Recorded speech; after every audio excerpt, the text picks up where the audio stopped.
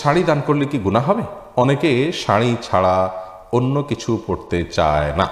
ঘরে ছোট মেয়ে বাবু আছে, সাথে আছে তার অনেক খেলনা এবং পুতুল। রুমে পুতুল থাকলে নামাজ পড়লে হবে কি না? আমি ফরজ গোসল করার পরিস্থিতি না থাকলে অজু করে ফরজ নামাজ আদায় করা যাবে কি না? ফরজ সুবর্ণ, আপনি জানতে চেয়েছেন ঘরে ছোট মেয়ে বাবু আছে, সাথে আছে তার অনেক খেলনা এবং পুতুল। রুমে পুতুল থাকলে নামাজ পড়লে হবে কি না? আমি কনফিউজড আছি, উত্তর অপেক্ষা করব।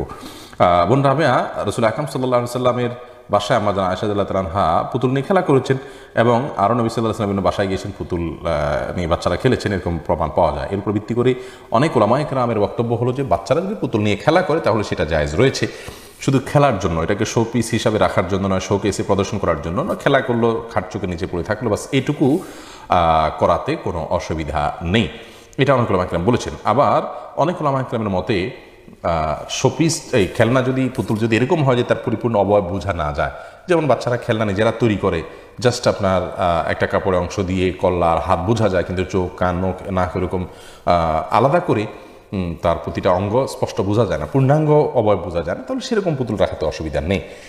তো নামাজ হয়ে যাবে, নামাজ হওয়াতে কোনো অসুবিধা নেই, কিন্তু যথাসম্ভব এগুলো অ্যাভয়েড করাটাই হলো ভালো এবং তাকওয়ার দাবি। মিফতাহুল জান্নাত, আপনি জানতে চেয়েছেন শাড়ি দান করলে কি গুনাহ হবে? অনেকে শাড়ি ছাড়া অন্য কিছু পড়তে চায় না। দেখুন, শাড়ি দান করলে গুনাহ হবে না, শাড়ি তো আসলে ব্যবহারের উপর নির্ভর করে। কেউ বাসার স্বামীর সামনে শাড়ি পরলো অথবা একান্তে নিজেদের মাহরামদের সামনে শাড়ি পরলো, সেক্ষেত্রে শালীনতার মধ্যে থেকে শাড়ি পরলো, তো সেটা তো হারাম হয়ে যাবে না। যদিও এটাতে আপনার পর্দা মেনটেন করা কঠিন হয়, পেট পিঠ ইত্যাদি খালি থাকে, এমনকি নিজের ছেলে শ্বশুর তাদের সামনেও চলাফেরা করা কঠিন। তো যদি এগুলো মেনটেন করে কেউ করতে পারেন ভালো, আর না হলে স্বামীর সামনে পড়তে পারেন। অতএব শাড়িটা তো এরকম না যে এটার কোনো অবস্থাতেই পরা যাবে না, এরকম তো না, যার কারণে এটা দিলে গুনাহ হবে না। তবে তাদেরকে যদি আপনি দান করতে চান, গরিব দুঃখীদেরকে বা অভাবীদেরকে, নিকটাত্মীয়দেরকে, তাদেরকে পর্দার বিষয়টা সাথে সাথে বোঝানো উচিত। শাহাবুদ্দিন সরকার জানতে চেয়েছেন ফরজ গোসল করার পরিস্থিতি না থাকলে অজু করে ফরজ নামাজ আদায় করা যাবে কি না? ফরজ গোসল করার পরিস্থিতি না থাকলে অজু করে ফরজ নামাজ আদায় করা যাবে কি না?